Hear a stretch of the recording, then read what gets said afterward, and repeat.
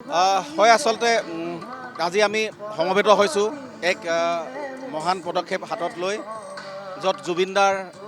যি মহান আদৰ্শ আমাক তেখেতে দেখুৱাই থৈ গৈছিলে বিপদৰ সময়ত সদায় সুধাকণ্ঠদেৱৰ কথাৰে মানুহে মানুহৰ বাবে বুলি আমি যি কেম্পেইন ষ্টাৰ্ট কৰিছিলোঁ বা বান বিধ্বস্ত লোকেই হওক বা অসহায়জনৰ সহায়ৰ বাবে আৰু সেই আদৰ্শক আমি সদায় আজি ইয়াত কোনো এখন মঞ্চ বা কোনো এটা সন্থাৰ উদ্যোগ নহয়, এয়া এক সমূহীয়া সকলোৰে বাবে আৰু এয়া স্বতঃস্ফূৰ্তভাৱে এক গঢ়ি উঠা এটা আচলতে পদক্ষেপ বুলি ক'ব লাগিব। আৰু সেইকাৰণেই জুবিন অনুৰাগীসকল, শিল্পী কলা কুশলীসকল আৰু লগতে সচেতন ৰাইজ সকলোকে সামৰি আজি এই যি বান সাহাৰ্য আছে সংগ্ৰহ লগতে বান সাহাৰ্য বিতৰণ কৰা এই পদক্ষেপটো লোৱা হৈছে। সদায় আমি মনত ৰাখিব লাগিব যে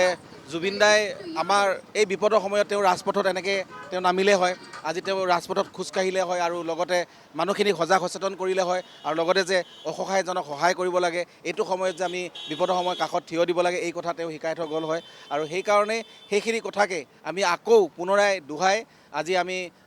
ৰাইজৰ মাজলৈ ওলাই আহিছোঁ, ৰাজপথলৈ ওলাই আহিছোঁ আৰু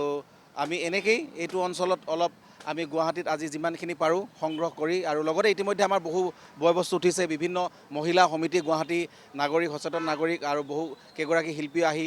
সহযোগ কৰিছে আৰু সেইকাৰণে জুবিন অনুৰাগীসকল আহিছে, বিভিন্ন ঠাইৰ পৰা আহিছে আৰু আমি আশা কৰিছোঁ যে সকলোৱে সহযোগ কৰক আৰু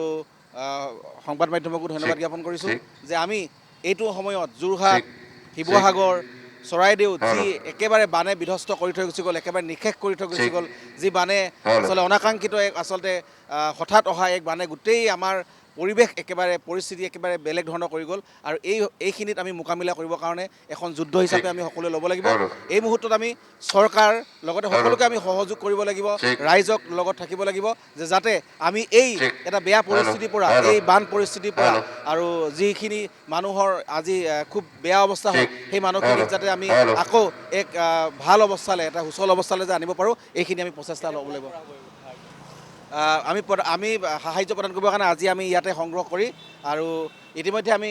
তুলিছোঁৱেই আৰু বহুজনে অনলাইন যোগে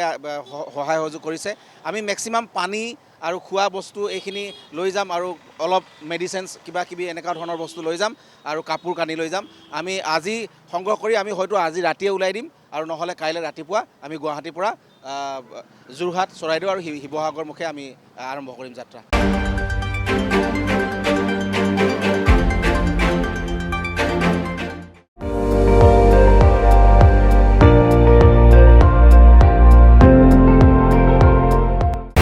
আপুনি চাই আছে ND24,